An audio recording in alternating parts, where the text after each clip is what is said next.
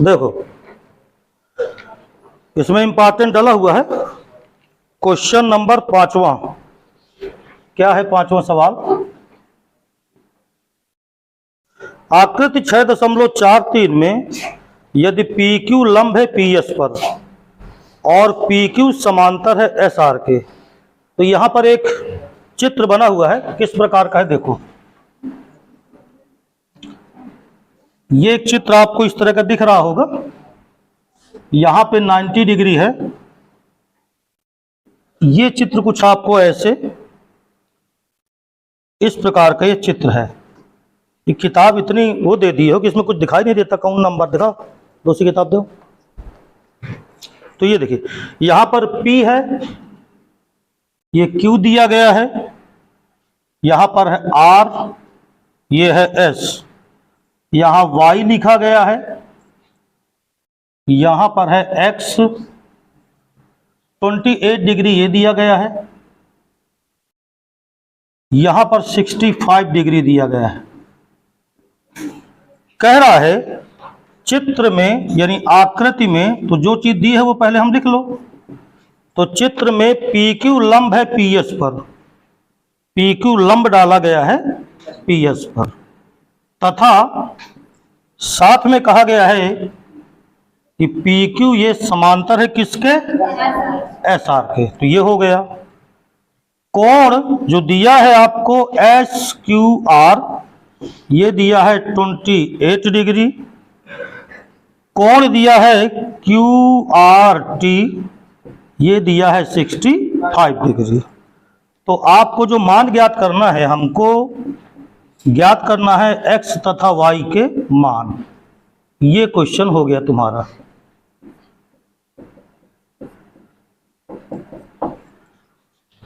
सबसे पहले एक चीज तो ये पता ही है कि अगर PQ जो है वो PS पे लंब है। देखो ये PQ है और ये PS है। PQ पे PS अगर लंब डाल दिया तो बताओ आप मुझको, ये जो कोण होगा ये कितने का होगा? ये 90 डिग्री का कोण हो जाएगा। ये आपका 65 डिग्री का कोण दिया है। अगर आप त्रिभुज ले लो, यहां पर कोई नाम दिया है, देखो जरा, T नाम दिया है यहां। अगर मैं आपसे कहूं कि त्रिभुज QSR में, तो देखो SR को कहां तक बढ़ाया गया? T तक।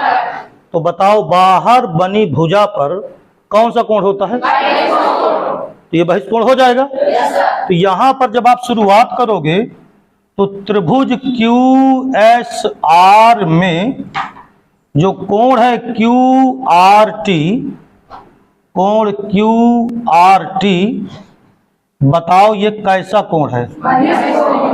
बहिष्कोण है। बहिष्कोण सुदूरस्थ अंतः कोणों के योगफल के, ये पहले बता चुका हूं। इसका मतलब ये जो कोण 65 डिग्री का होगा ना, ये वाला इस कोण के और इस कोण के योगफल के बराबर होगा। इस कोण का अगर मैं नाम यहां 1 लिख दूं तो बताओ कोण QRT, इसलिए कोण QRT बराबर कोण 1 और प्लस बोलो कितने डिग्री? 28 डिग्री। बहिष्कोण सुदूरस्थ, पास वाला नहीं, दूर में ये दो कोण आए कि ना आए? इन दोनों के योगफल के बराबर। तो हमने कोण QRT का मान देखा, तो यहां कितना लिखा है? 65 डिग्री। तो चलो इसकी जगह पे 65 डाल दो। ये 65 अंश हो गया, बराबर कोण 1 और धन कितने डिग्री? 28 डिग्री। प्लस का 28 है, अगर इसको इधर ले आओ तो माइनस का हो जाएगा। यानी कि ये हो गया 65 डिग्री माइनस का 28 डिग्री बराबर कोण 1। कोण 1 बराबर 15 में 8 गए, 37 अंश बताया आपने। तो ये कोण 1 आपका आ गया। ये बताओ यहां पर जो PQ है ना, वो SR के समांतर कही गई है। अगर दो रेखाएं समांतर होती हैं और कोई तिर्यक रेखा काटे तो संगत कोण बराबर एकांतर कोण बराबर एक ही ओर के अंतः कोणों का योगफल। 3 चीजें तो आप जानते ही हो। तो यहां पर जो PQ है, प्रश्नानुसार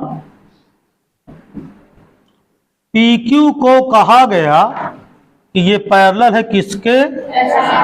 SR के। ये देखो, ये रेखा और SR है ये रेखा, ये दोनों पैरेलल हैं, समांतर हैं। बताओ जो QS है ये तिर्यक रेखा का काम कर रही कि नहीं? तो QS हो गई तिर्यक रेखा। तो हम यहां लिख सकते हैं तथा QS कैसी रेखा है? तिर्यक रेखा है। राइट? तो ये बताओ कोण 1 और X ये कैसे कोण है? एकांतर कोण हो गए। देखो ना, ये रेखा इसके समांतर, ये हो गई तिर्यक रेखा। तो कोण 1 कोण X ये बराबर होंगे क्योंकि ये कैसे कोण है? एकांतर कोण। इसलिए जो X होगा वो कोण 1 के बराबर होगा क्योंकि ये कैसे कोण है? एकांतर कोण हो गए। कोण 1 हम निकाल चुके हैं, कितना आया है?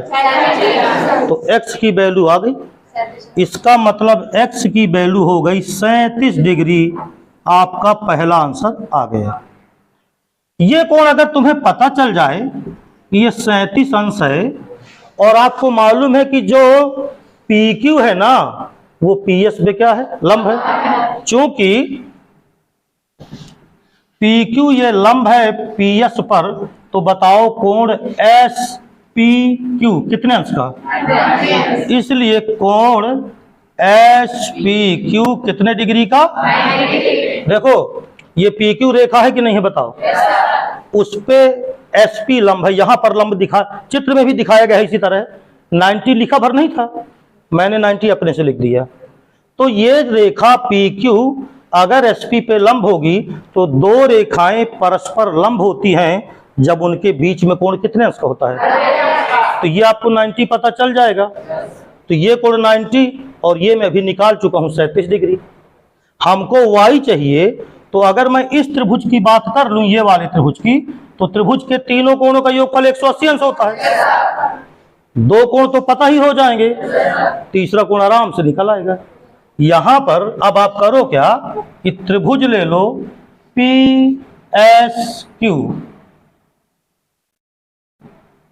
इस त्रिभुज में तीन कोण में एक 90 डिग्री है, बोलो, एक X है और एक कितना है? Y।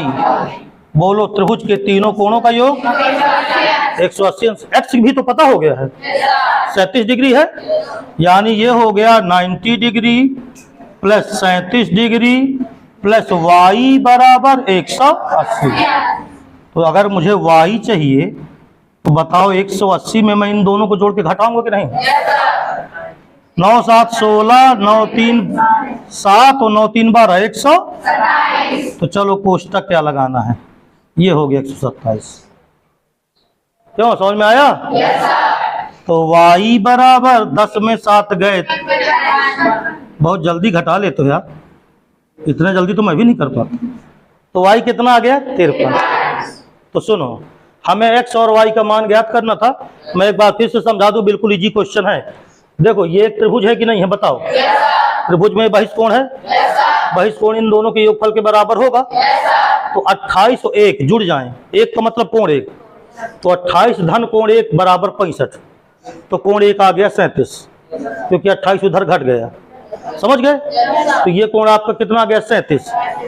ये कोण अगर 37, तो ये 37 ये भी होगा क्योंकि ये दोनों है एकांतर कोण, क्योंकि रेखा है समांतर।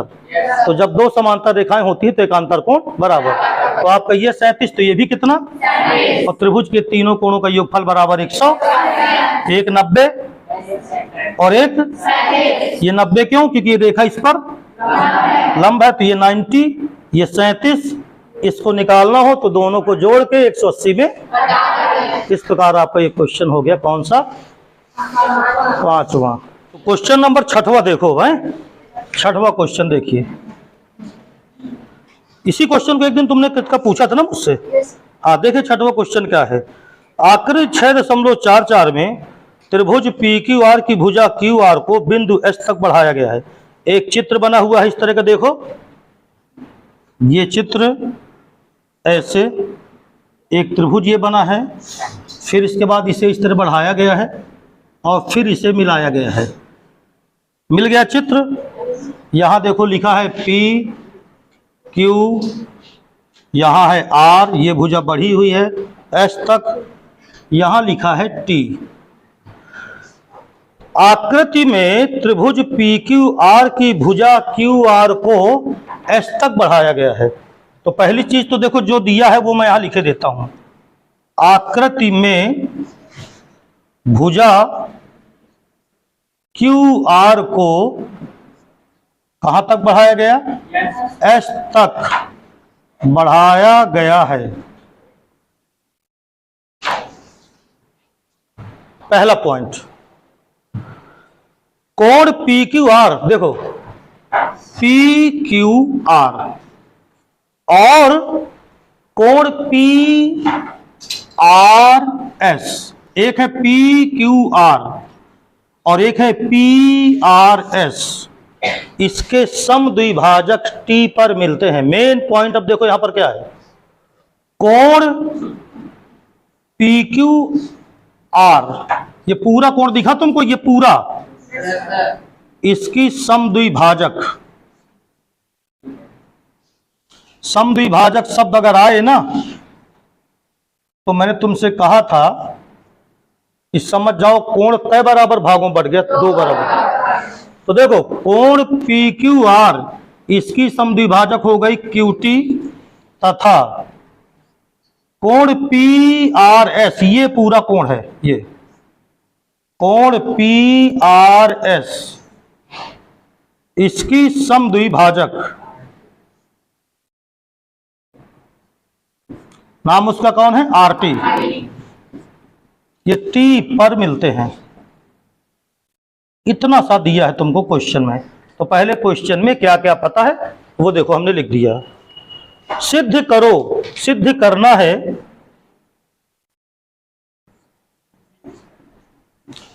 क्या सिद्ध करना है, जरा देखो। सिद्ध करना है कि कोण QTR,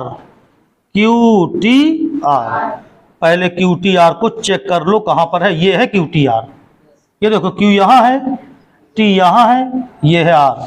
तो कोण QTR को सिद्ध करना है 1/2 कोण QPR, ये वाला कोण। जब ऐसे सवाल, ऐसे क्वेश्चन आते हैं ना, तो सबसे पहले एक काम ये किया करो कि इनमें रिलेशन, जिनमें आपसे कहा है कि दिखाओ रिलेशन, उनमें रिलेशन दिखाने के पहले चेक कर लिया करो कि संबंध जो हमको चाहिए वो किसके किसके बीच में चाहिए। एक तो कोण यहाँ T है, मतलब नाम इसका QTR है, लेकिन T पे तो केवल एक कोण बना है ना, खाली T मैंने बोला इसलिए। और ये कोण है, कौन है? P। मतलब मुझको ये दिखाना है कि जो कोण QTR है ये वाला, ये इस कोण का आधा है, किसका? P का। ये कोण P का क्या है? आधा। ये मेन चीज है, लाना है। लेकिन समद्विभाजक अगर कहा, सुनो, अगर समद्विभाजक कहा तो समझ जाओ कि अगर इस कोण का मैं कोई नाम दे दूं, कोण नंबर मैंने इसको 1 कहा, ये 1 है, तो 1 आधा होगा इस पूरे का। बोलो होगा कि ना होगा? और यहां पर जानते हो, यहां पर ये जो RT है ना, ये PRS की समद्विभाजक है। तो अगर मैं इस कोण का नाम 2 कह दूं, ये वाला, ध्यान से देखना, तो 2 जो होगा वो इस पूरे का आधा होगा। समद्विभाजक का मतलब कोण कै बराबर भागों बटा। तो ये जो कोण होगा ये इस पूरे का आधा, यानी PRS का आधा, और जो कोण 1 होगा वो किसका आधा? PQR का आधा। तो सबसे पहला पॉइंट आपको यही लिख लेना है। तो जब उपपत्ति इसकी करेंगे तो जरा ध्यान से देखना, लिखने का तरीका समझना, तो सवाल सरल दिखेगा आपको। सबसे पहले मैंने कहा कि QT कोण PQR का समद्विभाजक है। तो चूंकि QT कोण PQR का समद्विभाजक है, बोलो है? तो क्या मैं ये कह सकता हूं कि जो कोण 1 होगा वो बराबर होगा आधा कोण PQR, राइट? इसलिए कोण 1 बराबर 1/2 कोण PQR। ये हमको एक चीज पता हो गई। बोलो समझ में आ गया? पुनः फिर से देखना। अभी कोई ऐसी चीज तो नहीं कि जो दिक्कत में डाल रही हो। ये तो आप रोज देखते हो ना, समद्विभाजक का मतलब कोण कै बराबर भागों बढ़ गया 2 बराबर। यहां पर देखो RT, ये किस कोण की समद्विभाजक? PRS। तो चूंकि RT कोण PRS की समद्विभाजक है,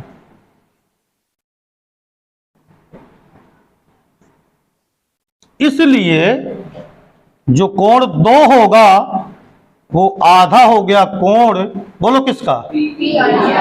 PRS। 2 चीजें तुम्हारे सामने लिखी हैं। कोण 1 किसका आधा है वो लिख दिया मैंने, और कोण 2 किसका आधा है वो लिख दिया मैंने। अब गौर से देखना, त्रिभुज अगर मैं ले लूं PQR में, गौर से देखिएगा, त्रिभुज मैंने लिया PQR में, बताओ ये जो कोण पूरा है ये बहिष्कोण हुआ कि ना हुआ? इस त्रिभुज की बात कर रहा हूं, इस त्रिभुज में ये पूरा कोण बहिष्कोण होगा। तो कोण PRS ये कैसा कोण? तो कोण PRS बहिष्कोण है। तो बताओ बहिष्कोण सुदूरस्थ अंतः कोणों के योगफल के, इसलिए कोण जो कोण PRS होगा, ये बहिष्कोण है जो PRS, ये बराबर होगा, इसके पास ये पड़ा, इसको छोड़ के इन दोनों के योग के, एक P है, इसका मैंने P नाम अभी लिख दिया, बाद में पूरा लिख देंगे, इसका नाम खाली क्या बोल दिया? P। ये बराबर होगा कोण P धन PQR, इसको पूरा लिख दो, धन कोण PQR। तो बताओ यहां से अगर मैं कोण P निकालूं तो ये इधर आएगा, घटा PRS माइनस कोण PQR, इसको दे दिया समीकरण नंबर 1 और छोड़ दिया, इतना करके छोड़ दिया। देखो ये दोनों बिल्कुल इत्मीनान से लिख लोगे, कोण 1 अपने कोण का आधा क्योंकि समद्विभाजक है, ये भी तो समद्विभाजक है, तो कोण 2 अपने इस पूरे कोण का आधा, यहां तक कोई दिक्कत नहीं है। अब क्या करना है कि इस पूरे त्रिभुज में चूंकि ये इधर बहिष्कोण है, कौन सा? PRS, ये पूरा बहिष्कोण, तो ये सुदूरस्थ अंतः कोणों के योगफल के बराबर होगा। अब जरा फिर से देखो तुम, पुनः है त्रिभुज देखो तुम QRT, ध्यान से देखना, QRT, जिस त्रिभुज का नाम लूं उसी त्रिभुज को देखना है। तो बताओ QRT ये वाला त्रिभुज है, इस त्रिभुज में बहिष्कोण कौन होगा? 2। ये देखो इसके बाहर 2 ही मिलेगा, तो इसमें कोण 2 क्या है बोलो? बहिष्कोण है। तो क्या ये कोण 2 कोण T और कोण 1 के बराबर होगा? इसलिए कोण 2 बराबर कोण T का खाली अभी T नाम लिख दिया हूं मैं, तो कोण T धन कोण 1, धन कोण 1। यहां से अगर मैं तुमसे कहूं कि कोण T बताओ कितना आएगा, तो कोण 2 माइनस कोण 1, माइनस आ गया इधर, अर्थात कोण T बराबर 2 इसका आधा है PRS के बराबर हो गया 1/2 कोण PRS माइनस कोण 1 है ना, यहाँ 1 इसका आधा है PQ, तो 1/2 कोण PQR। तो कोण T बराबर 1/2 ले लो कॉमन, तो अंदर आया कोण PRS माइनस कोण PQR 1/2। जरा ये बताओ, समीकरण 1 दिखाई दे रहा है? PRS में अगर कोण PQR घटा दूं तो किसके बराबर? वही तो लिखा है यहाँ। यहां मैं क्या कोण P नहीं लिख सकता हूं? कहां से? समीकरण 1 से। एक कह रहा देखो, बोलो। तो कोण T का नाम QTR, अर्थात कोण QTR 1/2 कोण P का नाम QPR, तो यह आया कोण QPR। ये सिद्ध हो गए। थोड़ा सा समझना पड़ेगा, एक बात कैसे सुन लो। देखो, अच्छा ये तो ये 2 लाइन तो कोई दिक्कत ही नहीं है आपको। कोण 1 आधा हो गया अपने का और कोण 2 आधा हो गया अपने का। तुमको करना क्या है, देखो कि एक बार ये त्रिभुज ले लेना है, समझो, पॉइंट समझना। एक बार ये त्रिभुज ले लो, इस त्रिभुज में ये पूरा बहिष्कोण हो जाएगा, तो ये पूरा जो है इन दोनों के योगफल के बराबर। तो जब कोण P निकालोगे तो पूरे बहिष्कोण में ये पूरा घटेगा। ये देखो, पूरे बहिष्कोण में ये घट गया, राइट। और एक बार आप ये वाला त्रिभुज ले लो, तो इसमें से ये बहिष्कोण हो गया, तो ये बराबर इन दोनों के योग के। तो जब ये निकालेंगे तो 2 में से कौन घट जाएगा? 1। तो देखो 2 में से 1 घटा। अब 2 किसका आधा है? इसका, PRS का। 1 किसका आधा है? PQR का। तो वही देखो, PRS माइनस PQR का आधा, और आधा कॉमन ले लो तो PRS और माइनस PQR, और PRS माइनस PQR किसके बराबर? तो बिल्कुल आराम से इसको हल कर सकते हो। थोड़ा बुद्धि भर लगाना था, होगी नहीं समझ में आया? देखो, इस तरह के सवालों में एक बार और पढ़ना घर में भला, क्योंकि इसमें तर्क बहुत होता है। चलो हेडिंग डालो, हेडिंग डालो, सर्वांग समता डालो हेडिंग। सर्वांग समता।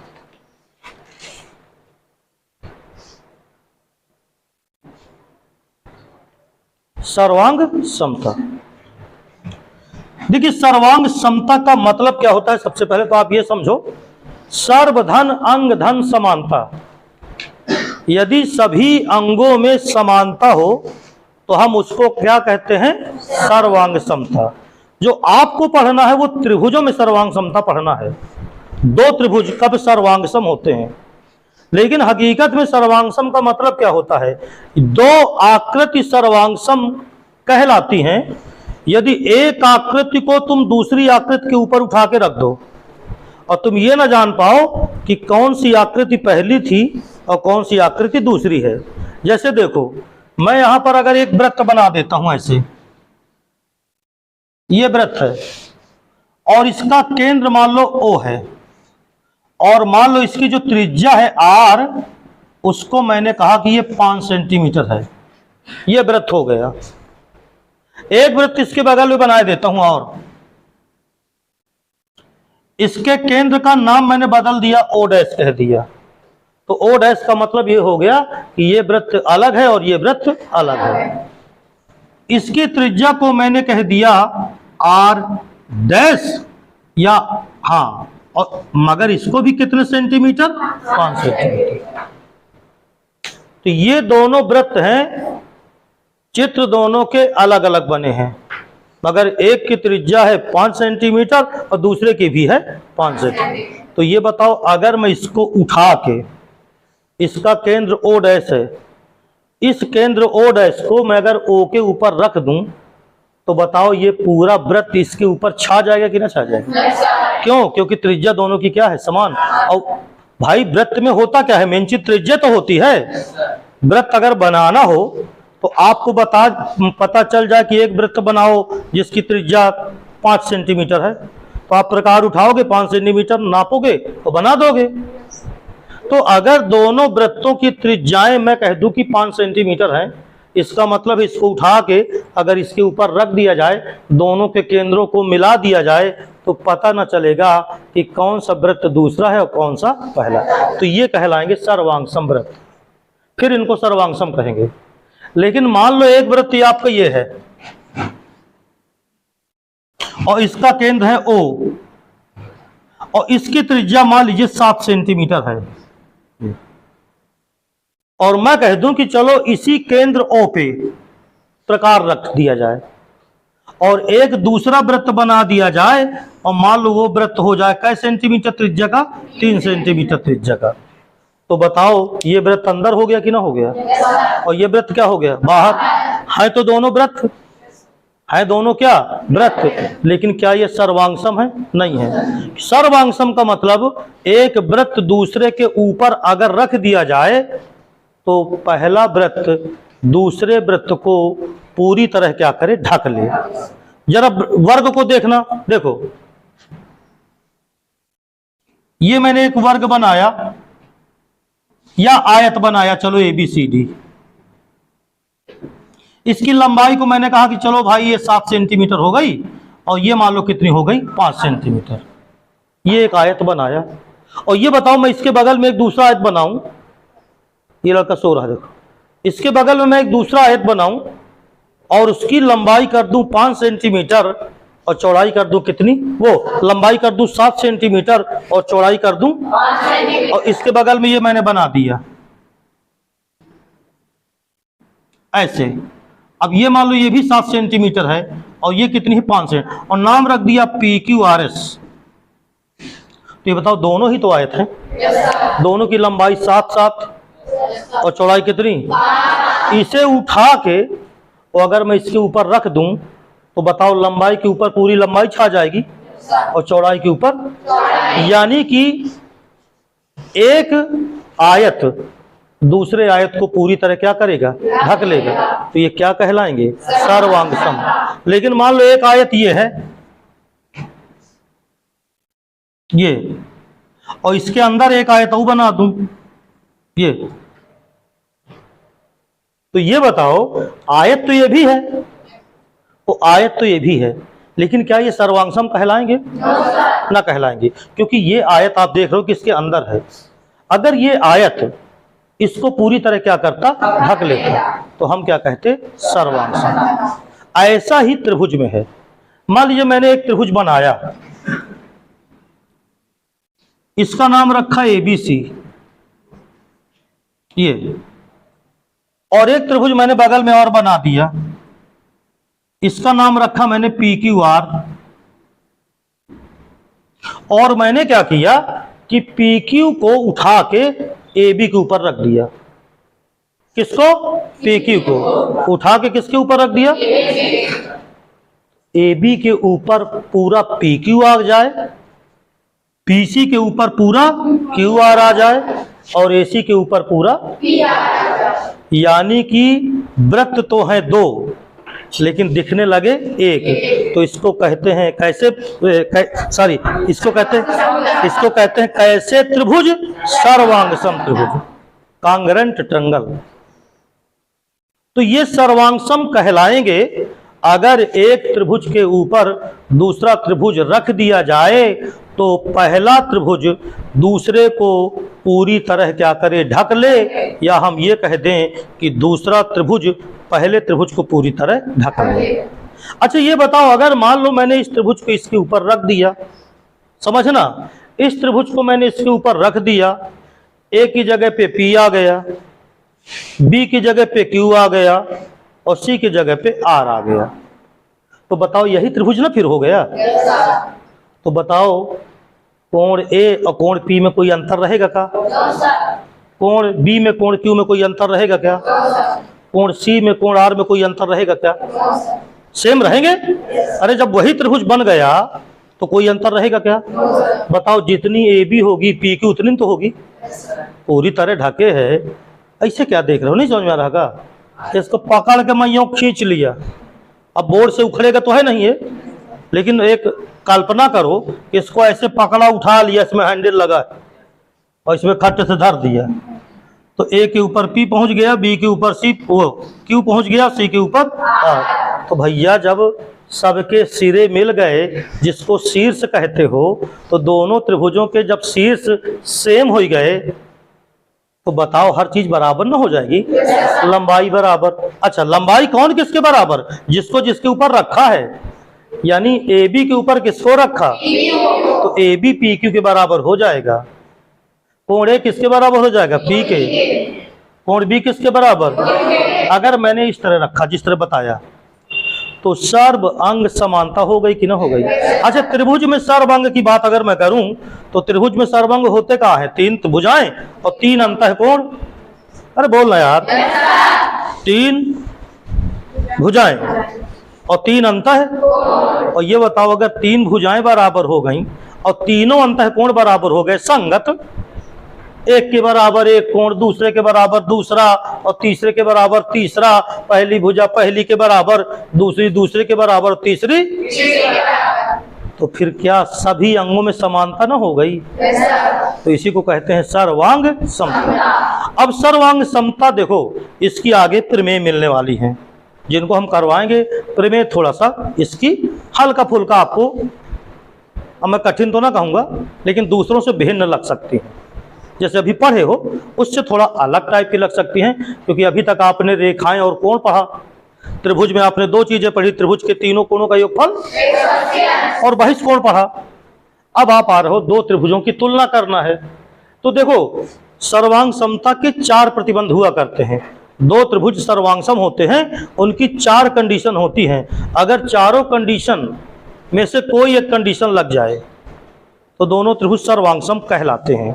तो सर्वांग समता के जो प्रतिबंध होते हैं वो पहले मैं तुम्हें लिखा देता हूं, राइट है ना। तो देखो, अब आप सबसे पहले लिख लो कि 2 आकृतियां लिखो, 2 आकृतियां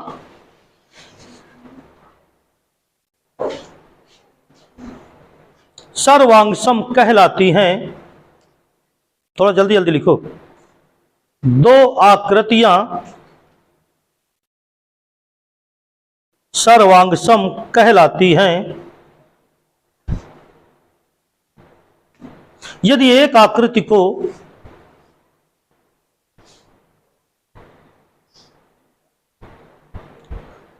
दूसरी आकृति के ऊपर, यदि एक आकृति को दूसरी आकृति के ऊपर रख दिया जाए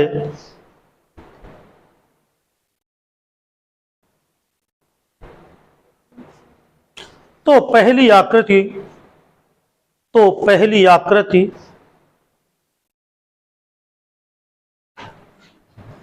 दूसरी आकृति को, तो पहली आकृति दूसरी आकृति को पूर्णतया है ढक लेती है, पूर्णतया है ढक लेती है।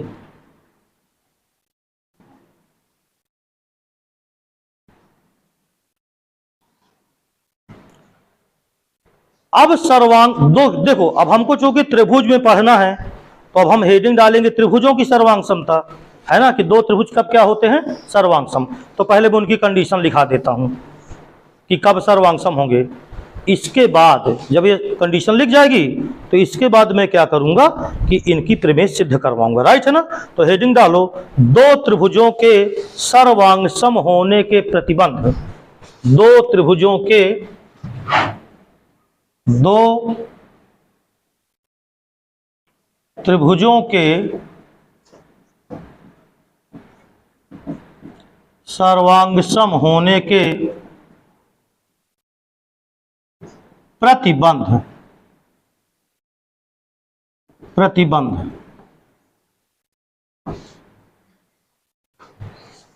4 प्रतिबंध होते हैं, चारों को पहले लिख लेते हैं फिर विस्तार से समझेंगे। तो नंबर 1 होता है भुजा भुजा भुजा, S S S, side side side. तो नंबर 1 लिखो भुजा भुजा भुजा सर्वांग समता, कोष्टक में लिख लेना एस एस एस, सर्वांग समता, भुजा भुजा भुजा सर्वांग समता। अब इसको देखो इस तरह है, पहली कंडीशन मान लो एक त्रिभुज एबीसी है, ये एबीसी हो गया, दूसरा त्रिभुज हो गया पी क्यू आर, इसका कहा हमने पी क्यू आर। तो यदि एक त्रिभुज की 3 भुजाएं दूसरे त्रिभुज की 3 संगत भुजाओं के बराबर हो। ये बहुत अच्छा चैप्टर है भला। एक त्रिभुज की 3 भुजाएं, जैसे मैंने आपसे कहा कि त्रिभुज ABC है और दूसरा त्रिभुज है PQR। अगर इन दोनों त्रिभुजों में AB, अब जरूरी नहीं है कि AB इसी के बराबर हो जो कह रहा हूं, मतलब एक एग्जाम्पल के तौर पे ले रहे हैं कि जैसे AB बराबर हो जाए किसके, PQ के। एक एक भुजा देखो ये बराबर हो गई, BC बराबर हो जाए QR के, तो दो दो भुजा बराबर हो गई। AC बराबर हो जाए PR के, यानी एक त्रिभुज की ये 3 भुजाएं हैं, AB, BC और AC। दूसरे त्रिभुज की संगत भुजाओं के AB PQ के बराबर। संगत का मतलब होता है एक के साथ एक लेना, वो क्रम जारी रहेगा। AB किसके संगत, तो ये बराबर। BC किसके बराबर, और अगर AC किसके बराबर, तो हम कह देंगे कि त्रिभुज कहाँ है, सर्वांश। इसको कहते हैं भुजा भुजा भुजा। देखो साइड साइड साइड, साइड के बराबर साइड, भुजा के बराबर भुजा भुजा, तो इसको हम कहते हैं, तब हम कहेंगे त्रिभुज ABC, ये सर्वांग समता का चिन्ह होता है ये, यानी त्रिभुज ABC सर्वांगसम हो गया त्रिभुज PQR के। कहीं ऐसा तो नहीं बना, देखो चिन्ह ऐसे भी बना सकता है ना वो, ये ते त्रिभुज क्या हो गए, सर्वांग सम। ते त्रिभुज सर्वांग सम हो जाएंगे, पहली कंडीशन है। दूसरी जरा देखना, अभी लिखना मत, पहली हो गई। दूसरी है SAS, इसको कहते हैं भुजा कोण भुजा। इसको भी मैं देखो दिखा देता हूं तुमको। त्रिभुज यही है, त्रिभुज यही मैं लिए रहता हूं। अब मान लो मैं ये कह दूं कि त्रिभुज ABC है तथा त्रिभुज PQR है। इन दोनों त्रिभुजों में मान लो ऐसा हो कि दो भुजाएं बराबर हों, जैसे S है ना, तो दो भुजाएं संगत बराबर हों और उनके बीच का कोण, जरा बोलो, उनके बीच का कोण, इसके अलावा कहीं का कोण लोगे गलत। दो भुजाएं और उनके बीच का कोण अगर बराबर हो, जैसे देखो AB, ये है AB, ये बराबर है मान लो PQ के, राइट, एक एक भुजा बराबर। BC बराबर किसके, QR के।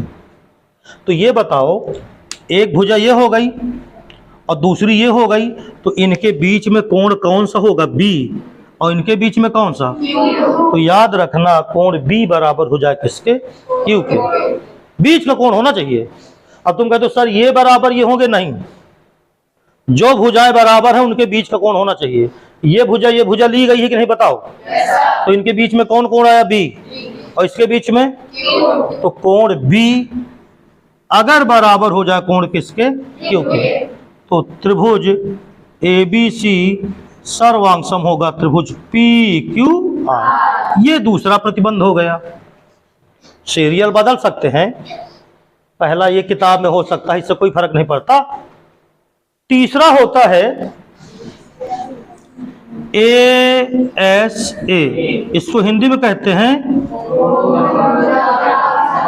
कोण भुजा कोण सर्वांग समता। अब कोण भुजा कोण का मतलब यह होता है, सुनो ध्यान से, कोण भुजा का कोण का मतलब दो कोण हो और एक भुजा हो, और एक भुजा, मैंने बीच यूच नहीं कहा, इसमें मैंने बीच बोला था कि नहीं बोला था, बोलो। लेकिन दो कोण बराबर होंगी, तो अगर एक भुजा बराबर है तो भुजा बीच में अपने आप ही आ जाएगी। तुम कहोगे कैसे आ जाएगी, ये बताओ। अगर एक त्रिभुज के दो दो कोण बराबर होंगे तो त्रिभुज के तीनों कोणों का योगफल कितना होता है, तो दो दो कोण बराबर होंगे तो तीसरा अपने आप बराबर हो जाएगा। तो कोण तो फिर तीनों बराबर हो जाएंगे। यानी अगर मैं ये कहूं कि इसमें देखा जाए तो जैसे कोण ए, अब ये दोनों इसी त्रिभुज में चल रहा है बेटा, ठीक है। मैं त्रिभुज का नाम यहां फिर लिखे देता हूं, त्रिभुज ABC तथा त्रिभुज PQR। त्रिभुज में वही ले रहा हूं, बस कंडीशन चेंज कर रहा हूं क्योंकि समय कम है। अभी जब दोबारा पढ़ाऊंगा तो फिर से यही चीज समझाऊंगा। तो देखो ये त्रिभुज बोलो ABC है, ये त्रिभुज कौन है, दो दो कोण बराबर हो, जैसे A बराबर हो जाए P के, जैसे कोण A बराबर कोण P के और कोण B बराबर कोण Q।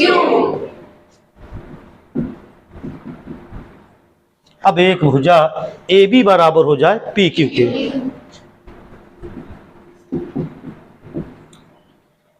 अब तुम्हारे दिमाग में सवाल आएगा, सर अगर ये भुजा बराबर हो जाए तो क्या होगा? कुछ नहीं होगा, तब भी सर्वांग सम। क्यों? देखो ये दोनों कोण बराबर कहा तुमने, ये इसके बराबर, ये इसके बराबर, तो भुजा बीच की मैंने लिया। ये बताओ जब ये कोण इसके बराबर BQ के बराबर, तो ये अपने आप ना बराबर, तो ये भुजा भी होगी तो भी वो बीच में आ जाएगी। जब तीनों कोण बराबर हो जाते हैं इसलिए अब भी हो जाएंगे त्रिभुज ABC सर्वांगसम त्रिभुज PQR। तो याद रखो, पहली हो गई भुजा भुजा भुजा, दूसरी हो गई भुजा कोण भुजा, और तीसरी हो गई कोण भुजा कोण। ये तीन तो नॉर्मल हो गई। चौथी होती है समकोण त्रिभुज में। चौथी किस में होती है? यानी जो चौथी नंबर है उसको कहते हैं RHS, इसको हिंदी में कहते हैं कर्ण भुजा, कर्ण भुजा सर्वांग समता। समरूप न बोलो, समरूप कक्षा 10 में पढ़ोगे, पहले से ना कक्षा 10 तैयार की लो। हाँ, समकोण त्रिभुज में लगेगा ये। तो जैसे मान लो ये त्रिभुज हमने लिया, देखो ये इसका नाम लिया ABC, आराम से बैठो, कोई टेंशन नहीं, उतार के जाना पूरा, ठीक है ना, कोई दिक्कत नहीं। ये त्रिभुज ABC हो गया, ये यहाँ 90 दिखाया।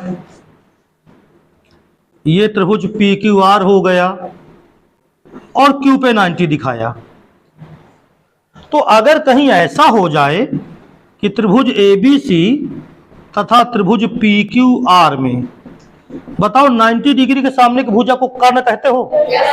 तो अगर कहीं कर्ण के बराबर कर्ण हो जाए, यानी कर्ण आपस में क्या हो जाए? बराबर, और एक भुजा कोई भी बराबर हो जाए, जैसे मैं कह दूं कि AB बोलो किसके बराबर, और कर्ण AC किसके बराबर, तो त्रिभुज सर्वांग सम होंगे। तो दोनों त्रिभुज सर बराबर न बोलना, सर्वांग सम। तो दोनों त्रिभुज क्या होंगे? सर्वांग सम। बराबर में सर्वांग सम में अंतर। कर्ण के बराबर कर्ण हो जाए और कोई एक एक भुजा क्या हो जाए, तो कहते हैं कर्ण भुजा सर्वांग समता। अब समकोण त्रिभुज है ना, ये लिख के दिखा देते हैं टीचर को कि देख लो भैया, ये जो दोनों कोण हैं PQR, ये प्रत्येक कितने अंश के हैं, तो जान जाएगा कि तुमने कहा है कि भैया कौन सा त्रिभुज है? समकोण। और यहाँ लिख दिया जाता है समकोण त्रिभुज ABC और समकोण त्रिभुज PQR। तो इसलिए त्रिभुज ABC सर्वांग सम त्रिभुज PQR। तो 4 कंडीशन है, याद रखना, 4 कंडीशन पे सर्वांग समता होगी। ये काफी बढ़िया चैप्टर रहेगा, पढ़ाएंगे, अच्छा बड़ा चैप्टर। तो सर्वांग समता इस तरह सिद्ध होगी। जब दो त्रिभुज सर्वांग सम हो जाए ना, तो बिंदास बोलो सारी संगत भुजा बराबर, सारे संगत। लेकिन ये तब जब दोनों त्रिभुज क्या हो जाएं, और सर्वांग सम कब होंगे? जब इन चारों में से कोई एक कंडीशन लगेगी। ठीक, अब आप आराम से नोट कर लो।